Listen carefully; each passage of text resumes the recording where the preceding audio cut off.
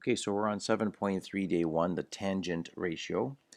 Let's take a look here at the first question. Review, how are slope and the tangent ratio related? Well, we know that slope is rise over run, and the tangent ratio is um, opposite over adjacent.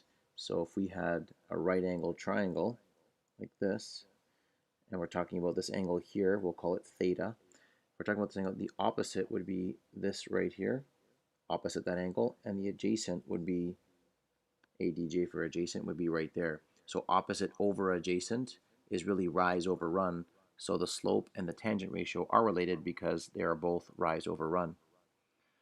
I've written here the learning goal for you. The ratio of the opposite side to the adjacent side of an angle in a right triangle is called the tangent of that angle. And really it's just what I just showed you up above there. So the tan of an angle, or tan theta, is opposite over adjacent. In this example right here, opposite that angle is 4 meters. Adjacent to that angle is the 7 meters. So we'd have 4 over 7. So it says label the adjacent and opposite sides of angle theta. If we're going to label it properly, let me just erase this. We would call the 4 meters the opposite, and we'd call the 7 meters the adjacent side, side to that angle. So opposite over adjacent.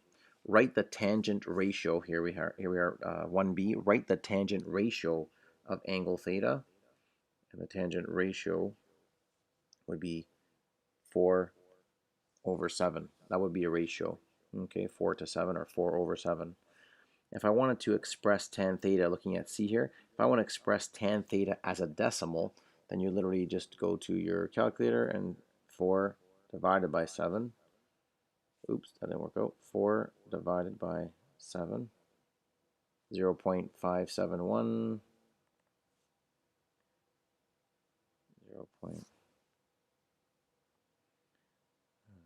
Well, let me just try one more thing quickly here. I was curious if this would give me more. 4 divided by 7.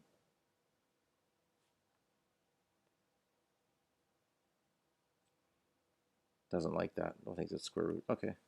Or if we did this, 4 divided by 7.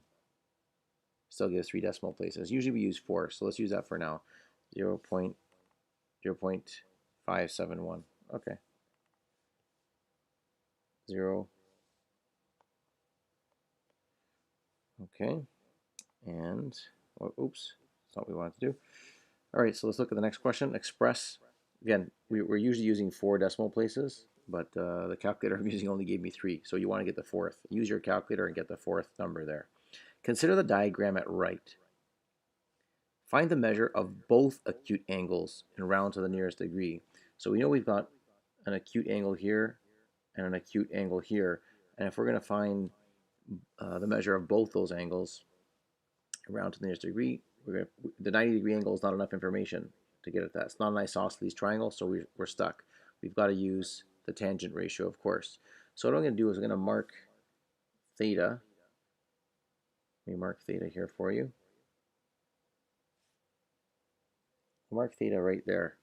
Okay, it's like the x value of, usually when we're doing a side length, we might say x, or 3x plus 7. X is our go-to variable. In this case, theta is the go-to variable for an angle. So in this case, if I want to say tan theta, okay, opposite over adjacent, so tan of theta is equal to opposite over adjacent, and that's going to equal opposite of that angle is 5 millimeters, and adjacent is 8 millimeters. Okay, so 5 divided by 8, delete that, 5 divided by 8, 0 0.625, 0 0.625, that would be probably 0, that would be 0 0.625 in this case. So let's fill in our answer. Find the measure of both acute angles. The first one is round to the nearest degree. We didn't find the degree yet. How we find the degree? Well, we have this. So what we have is tan theta equals 0.6250, and then tan, or the inverse tan of 0.6250 will give us the angle. Okay, so the inverse of the ratio gives you the angle. All right, so let's use our calculator. I've never done that on this one. Hopefully that works. Tan inverse of 0.6250.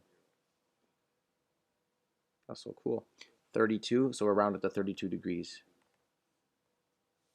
So equal 32 degrees. Okay, and then we can put that answer actually in here. So the first one is 32 degrees. And I'm going to relabel this 32 degrees. I'll erase that. 32 degrees. Then we can simply say 180 minus 90 plus 32 is 58 degrees, because we know the interior angles add up to 180. Oops, where were we? 7.3. There we are. That's what I meant to do. 58 degrees. Okay, find the exact length of TU. So now we want to find the exact length of TU, so we can use the Pythagorean theorem. We know a squared plus b squared equals c squared. Now we have 5 squared plus 8 squared equal c squared. 25 plus 64 equals c squared. That's, what's that, 89 equals c squared. So c will equal the square root of 89. Square root 89. 9.43 and 9.43, but that would be approximate. The question asked us for the exact length, so don't forget. So it's going to be the square root of 89, and we'll leave it in the exact format. Okay, find the length of BC in this case. So in this case, you want opposite over adjacent. Very difficult to do, and I want you, given what you know, so I just want you to ponder this for a second and let me know if there's a way you can find the length of BC for this. And that's going to be your homework. Just taking a look at that, and we'll talk about that for a few minutes at the beginning of next class, and review the tangent ratio. All right, talk to you soon.